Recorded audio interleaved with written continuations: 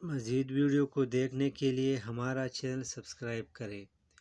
آج کی اس ویڈیو میں ہم پڑھیں گے ناول اور افسانہ کی تعریف کے بارے میں اور ان دونوں کے درمیان کے فرق کے بارے میں۔ ناول یہ اطالوی زبان کے لفظ نویلا سے نکلا ہے۔ اطالوی زبان اٹلی کی زبان سے نکلا ہے۔ اس کے لغوی معنی نئی اور انوکھی بات کے ہے۔ اصطلاح میں ناول اس نثری ادب کو کہتے ہیں۔ نثری ادب عام گفتگو کو کہتے ہیں جس میں زندگی کے بنیادی حقائق حقیقت کی جمع ہے، حقیقتیں پیش کیے جائے اور واقعات و معاملات کو ایک خاص سلیقے اور ترتیب سے بیان کیا جائے۔ افسانہ کے لیے انگریزی میں فکشن لفظ استعمال کیا جاتا ہے۔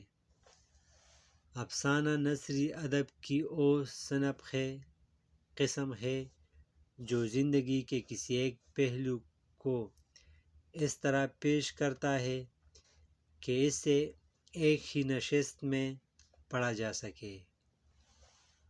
افسانہ ایک مختصر کہانی ہوتی ہے جسے آدھے گھنٹے سے 2 گھنٹوں میں پڑھا جا سکتا ہے۔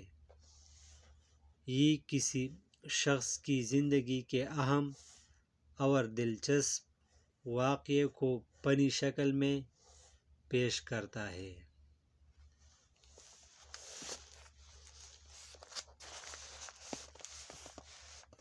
افسانہ اور ناول میں فرق۔ ناول عام طور پر طویل ہوتا ہے جبکہ افسانہ مختصر ہوتا ہے۔ ناول میں پوری زندگی کا احاطہ کیا جاتا ہے جبکہ افسانے میں زندگی کا ایک پہلو پیش کیا جاتا ہے۔ ناول نگار زمان و مکان کی قید سے آزاد ہوتا ہے۔ زمانہ، مکان، جگہ کی قید سے آزاد ہوتا ہے جبکہ افسانہ نگار پر زمان و مکان کی قید عائد ہوتی ہے مطلب لازم ہوتی ہے۔